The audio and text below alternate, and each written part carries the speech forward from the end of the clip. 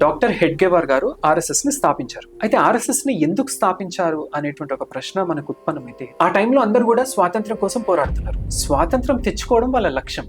అయితే డాక్టర్ హెడ్గేవార్ గారు ఏం ఆలోచించారంటే, స్వాతంత్రం తెచ్చుకోవడం మాత్రమే కాదు, స్వాతంత్రాన్ని ఎలా మనం కాపాడుకోవాలి అనేటువంటి ఒక ప్రశ్న వారికి ఉత్పన్నమైంది. అసలు మనము బానిసత్వంలోకి ఎందుకు వెళ్ళాం? విదేశీయులు వచ్చి మన దేశాన్ని ఎట్లా ఆక్రమించుకున్నారు? దీనికి కారణాలు ఏంటి తెలుసుకోవడానికి. ఎందుకంటే ఇప్పుడు ఒక డాక్టర్ ఏం చేస్తాడు? డాక్టర్ సపోజ్ ఒకరికి ఏదైనా జబ్బు వచ్చింది అనుకోండి, దాన్ని డయాగ్నోస్ చేయాలి. సో ఫస్ట్ రూట్స్ నుంచి ఎందుకు వచ్చింది తెలుసుకోలేదు. సో ఆ రకంగా వారు ఏం చేశారంటే, ఈ సమాజానికి వచ్చినటువంటి ఆ రోగం ఏంటో తెలుసుకునే ప్రయత్నం చేశారు. 1000 years నుంచి ఫస్ట్ మొఘలుల నుంచి తర్వాత బ్రిటిషర్ల పాలన వరకు బానిసలుగా ఉన్నాం. కోట్ల మంది జనాభా ఉన్నాం మనము. అయినా కూడా వేలల్లో వచ్చినటువంటి వాళ్ళు మన దేశాన్ని ఆక్రమించుకొని మనల్ని పరిపాలన చేసారు.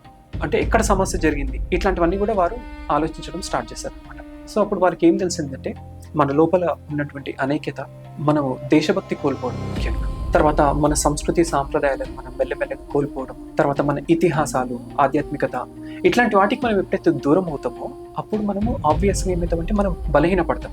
అయితే ఇదే సందర్భంలో వారు ఏం ఆలోచించారంటే, ఈ సమాజానికి నేను దేశభక్తి నేర్పించాలి అని వారు ఆలోచించారు. అలాగే క్రమశిక్షణ, ఇంకా కుటుంబ విలువలు, తర్వాత మనం వారసత్వంగా వచ్చినటువంటి సంపద ఏదైతుందో దాన్ని మనం గుర్తించగలగాలి. సో ఇట్లాంటివన్నీ ద్వారా మళ్ళీ మనము మన రూట్స్ తోని కనెక్ట్ అవ్వాలి. మన రూట్స్ తోని ఎప్పుడైతే కనెక్ట్ అయ్యి ఉంటామో, ఎట్లయితే చెట్టు తన రూట్స్ ఉంటేనే బలంగా ఉంటేనే చెట్టు నిలబడుతుంది కదా, సేమ్ ఆ విధంగా ఈ సమాజం నిలబడాలంటే మనం ఆ రూట్స్ బలంగా ఉండాలని వారు ఏం చేశారంటే, ఇవి నేను నేర్పించాలి. సో ఇది నేను నేర్పించాలంటే ఎలా అనడానికి వారు ఒక మంచి ఫార్ములా కనుక్కున్నారు. ఏంటంటే, భారతీయులందరూ కూడా ఒక ప్రదేశంలో చేరాలి, రోజు 1 గంట సేపు. అంటే ఎవరెవరి కాలనీలలో, ఎవరెవరి గ్రామాలలో, ఎవరెవరి వాడలలో, ఎవరెవరి బస్తీలలో అక్కడ వారు కలవాలి. సో దీన్నే వారు ఏమన్నారంటే శాఖ అన్నారు. సో మనకు ఒక శాఖ అంటే ఒక 1 hour. ఈ 1 hour లో మనం ఏం చేస్తామంటే ఫిజికల్ యాక్టివిటీ లైక్ ఒక ఎక్సర్సైజ్ చేయడం, యోగా చేయడం ఇట్లాంటివి, తర్వాత దేశభక్తి గేయాలు నేర్చుకోవడం, తర్వాత ఆధ్యాత్మికత గురించి కొంచెం తెలుసుకోవడం. సో ఇట్లాంటివి కొన్ని నేర్చుకొని మనము మన లోపల ఒక సోదర భావాన్ని పెంపొందించుకోవాలి. సో ఈ రకంగా వారు శాఖ అనే ఒక మాధ్యమాన్ని వారు ఇన్వెంట్ చేశారనమాట. సో దీని ఆధారంగా 1925లో కేవలం ఒక 4-5 చిన్న పిల్లలతోని వారు స్టార్ట్ చేశారనమాట.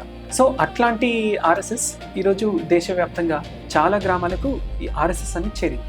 అయితే సంఘ శాఖలు వచ్చేసి 1000 శాఖలు నడుస్తున్నాయి అనమాట దేశవ్యాప్తంగా. ఆర్ఎస్ఎస్ అనేది ఈరోజు ఒక మహావృక్షంలా మారింది. సో దాని ఆధారంగా ఈరోజు సమాజంలో వారు ఏదైతే నేర్పించాలని అనుకున్నారో అది ఈరోజు సాధ్యమవుతుంది అనమాట. భారతీయుల ఈరోజు దేశభక్తి చాలా ఉంది. ఆ రోజు ఏదైతే సమాజంలో లోపించిందో ఈరోజు మనం అవన్నీ కూడా సంఘ శాఖల ద్వారా మనం నేర్చుకోగలిగాం.